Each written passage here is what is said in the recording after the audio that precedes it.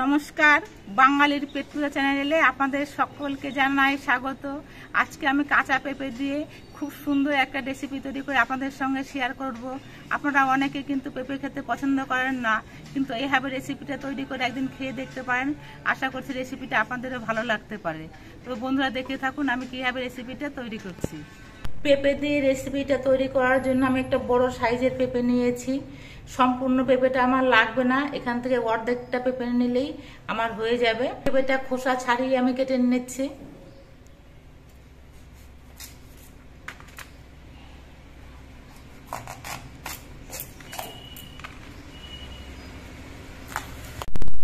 পেঁপেটাকে খুব সুন্দরভাবে ছাড়িয়ে নিতে হবে, যেন কোনো সবুজ অংশ লেগে না থাকে। যদি সবুজ অংশ লেগে থাকে তাহলে কিন্তু পেঁপেটা খেতে তেতো লাগতে পারে।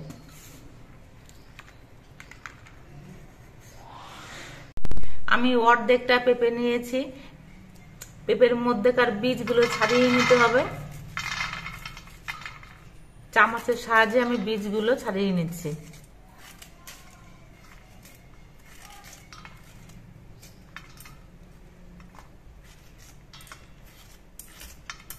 পেঁপের বীজগুলো সব ছাড়িয়ে নিয়ে আমি পেঁপেগুলো ধুয়ে নিচ্ছি। এবার একটা ঘষনি নিয়েছি, এই ঘষনি দিয়ে পেঁপেটা আমি ঘষে নেব। যেখান দিয়ে সরু করে কাটা হয় সেই পাশটা দিয়ে আমি ঘষে নিচ্ছি।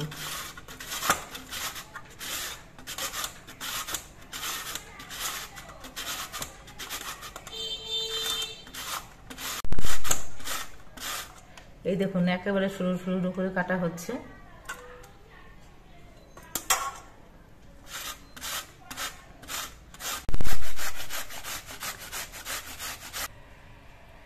পেঁপের শেষ অংশটা ঘষা যাবে না, এটা ঘষতে গেলে হাতে লাগতে পারে।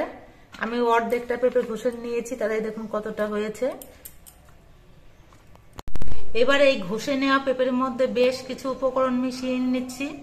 1 চামচ কুচি কুচি করে কেটে নেওয়া কাঁচা লঙ্কা দিচ্ছি, অল্প করে একটু হলুদের গুঁড়ো দিচ্ছি, পরিমাণ মতো নুন দিচ্ছি, অল্প করে একটু জিরের গুঁড়ো, অল্প করে একটু ধনে গুঁড়ো, অল্প করে একটু চিনি। এবার এর মধ্যে দিচ্ছি 2 চামচ ময়দা আর 2 চামচ কর্নফ্লাওয়ার। এই কর্নফ্লাওয়ারটা দিলে পরে খেতে বেশি ভালো হয়, এই জন্য কর্নফ্লাওয়ারটা অবশ্যই দেওয়ার চেষ্টা করবেন। এবার সবকিছু দিয়ে মাখিয়ে নেব। কোনো জল লাগবে না, পেঁপের থেকে যে জলটা বেরোবে এতেই মাখানো হয়ে যাবে। প্রয়োজন বুঝে আর একটুখানি ময়দা নিতে হতে পারে।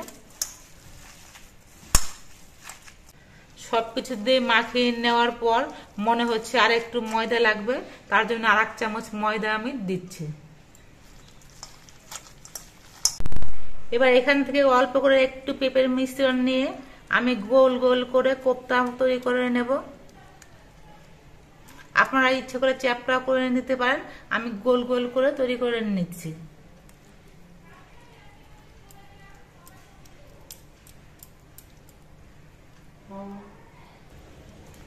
অর্ধেকটা পেঁপেতে কিন্তু অনেকগুলো কোপ্তা তৈরি করা যাবে।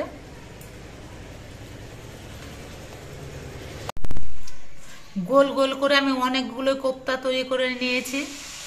এবার একটা ছোট্ট মিক্সি জার নিয়েছি, এর মধ্যে একসঙ্গে কিছু উপকরণ পেস্ট করে নেব। তার জন্য নিয়ে নিচ্ছি অল্প একটু আদা, কয়েকটা কাঁচা লঙ্কা ঘরের থেকে পেকে গেছিল সেই পাকা লঙ্কাগুলো, আর একটা টমেটো। এর মধ্যে আর জল দিতে হবে না, জল ছাড়া টমেটোর যা রস বেরোবে এতেই পেস্ট করা হয়ে যাবে। পেস্ট করে নেওয়া হয়ে গেছে, এটা আমি একটা বাটির মধ্যে তুলে এনে নিচ্ছি।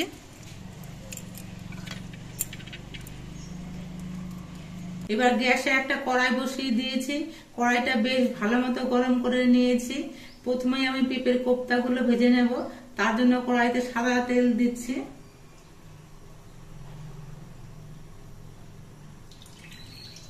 তেলটাও বেশ ভালো মতো গরম করে নিয়েছি। এবার কয়েকটা করে কোপ্তা একসঙ্গে দিয়ে ভেজে নিচ্ছি।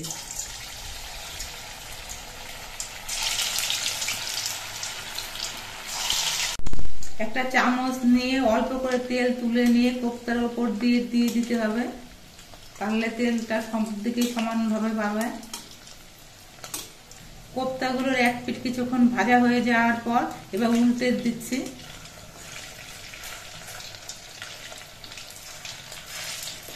প্রথমে গ্যাসের ফ্লেমটা কিন্তু মিডিয়াম ভাবে রাখতে হবে।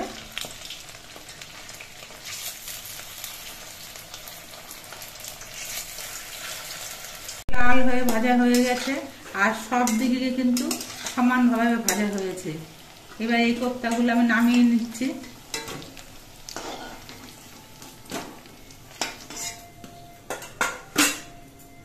আবার কয়েকটা কোপ্তা একসঙ্গে দিয়ে ভেজে নিচ্ছি।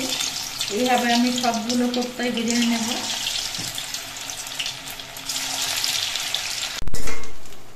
আমার সবগুলো কোপ্তাই ভেজে নেওয়া হয়ে গেছে।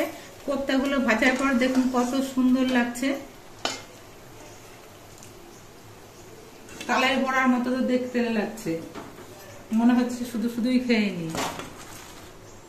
কোপ্তাটা আমি ভাজলাম সাদা তেলে, কিন্তু রান্না করব সর্ষের তেলে, এই জন্য এই সাদা তেলটা একটা বাটির মধ্যে ঢেলে রাখছি। সর্ষের তেলটা কড়াইতে দিয়ে দিচ্ছি। সর্ষের তেলটা গরম হয়ে যাওয়ার পর এর মধ্যে অল্প একটু জিরে দিচ্ছি। জিরেটা ভাজা হয়ে যাওয়ার পর আমি যে মশলাটা পেস্ট করে নিয়েছিলাম সেই মশলাটা দিয়ে দিচ্ছি। এবার এর মধ্যে দিচ্ছি হাফ চামচ ধনে গুঁড়ো আর হাফ চামচ জিরে গুঁড়ো। এবার সবকিছু দিয়ে মশলাটা কিছুক্ষণ কষিয়ে নেব। আপনারা ইচ্ছে করলে এর মধ্যে অল্প একটু কাশ্মীরি লঙ্কার গুঁড়ো দিতে পারেন, তাহলে তরকারি কালারটা দেখতে খুব সুন্দর হবে। মশলাগুলো কষানোর সময় এর মধ্যে অল্প একটু চিনি দিচ্ছি।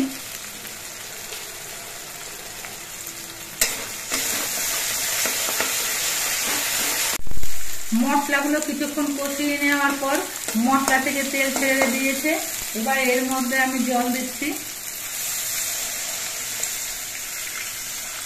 এবার ঝোলটা কিছুক্ষণ ফুটিয়ে নিতে হবে।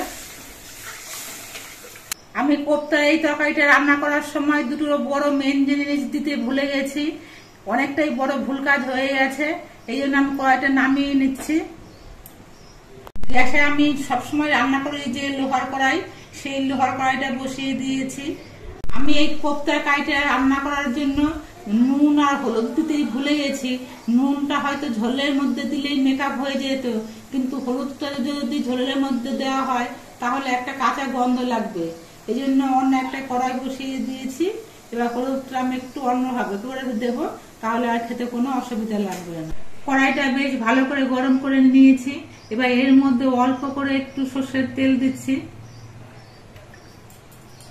আমি হাফ চামচ হলুদের গুঁড়ো জলে গুলিয়ে রেখেছিলাম, সেই হলুদের গুঁড়োটাই তেলের মধ্যে দিচ্ছি।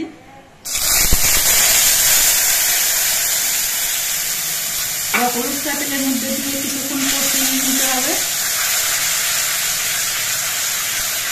আপনারাও যদি কখনো আমার মতো এরকম হলুদ দিতে ভুলে যান, তাহলে কিন্তু এইভাবে তেলের মধ্যে কষিয়ে নিয়ে হলুদটা দেবেন, তাহলে দেখবেন তরকারিটার কোনো কাঁচা হলুদের গন্ধ লাগবে না। হলুদটা আমি বেশ কিছুক্ষণ কষিয়ে নিয়েছি, হলুদের কাঁচা গন্ধটা চলে গেছে। এবার যে কড়াইতে করে আমি রান্না করছিলাম সেই কড়াইয়ের ঝোলটা আমি এই কড়াইয়ের মধ্যে দিয়ে দিচ্ছি।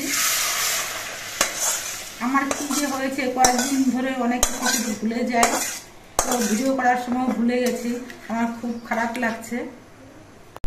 এবার এই ঝোলের মধ্যে পরিমাণ মতো নুন দিচ্ছি।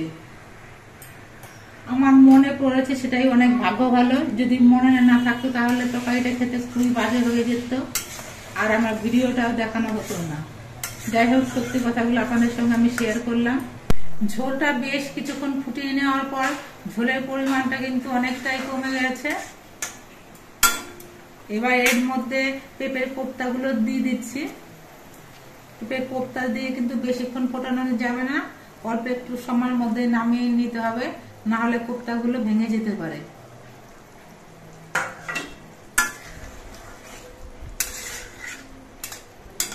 আমি মিনিট খানিক ফুটিয়ে নেব। পেঁপে দিয়ে আমার কোপ্তা রান্নাটা হয়ে গেছে। আমার ঘরে আজকে কোনো ধনে পাতা নেই, না হলে শেষে একটু ধনে পাতা কুচি ছড়িয়ে দিতাম, তাহলে খেতে আরো বেশি ভালো লাগতো। আর আপনারা যদি ঘি গরম মশলা খেতে পছন্দ করেন, শেষে একটুখানি ঘি আর গরম মশলা গুঁড়ো দিতে পারেন। তবে আমার কাছে মনে হয় পেঁপের কোপ্তায় একটু ধনে পাতা দিলে যথেষ্ট, কোনো ঘি গরম মশলার প্রয়োজন নেই। এবার গ্যাসটা অফ করে দিচ্ছি। আমি পেঁপের কোপ্তাটা রান্নার সময় কোনো শুকনো লঙ্কার গুঁড়ো বা কাশ্মীরি লঙ্কার গুঁড়ো দিইনি, কিন্তু দেখুন কতটা সুন্দর হয়েছে দেখতে। কেউ বুঝতেই পারবে না যে এর মধ্যে কোনো শুকনো লঙ্কার গুঁড়ো বা কাশ্মীরি লঙ্কার গুঁড়ো দেওয়া হয়নি।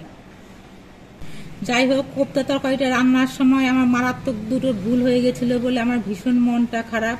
তাই আপনাদেরকে আর আমি কি বলবো, তবুও বলছি, যদি আমাদের ভিডিওটা ভালো লাগে তাহলে ভিডিওটিতে একটি লাইক দেবেন, নতুন বন্ধু হলে চ্যানেলটিকে সাবস্ক্রাইব করে দেবেন। আর এরকম কোপ্তা একদিন আপনারা বাড়িতে তৈরি করে খাবেন, আশা করছি ভালো লাগবে। আর আপনারা সকলেই সুস্থ থাকবেন, ভালো থাকবেন। দেখা হবে পরবর্তী আর একটা ভিডিওতে।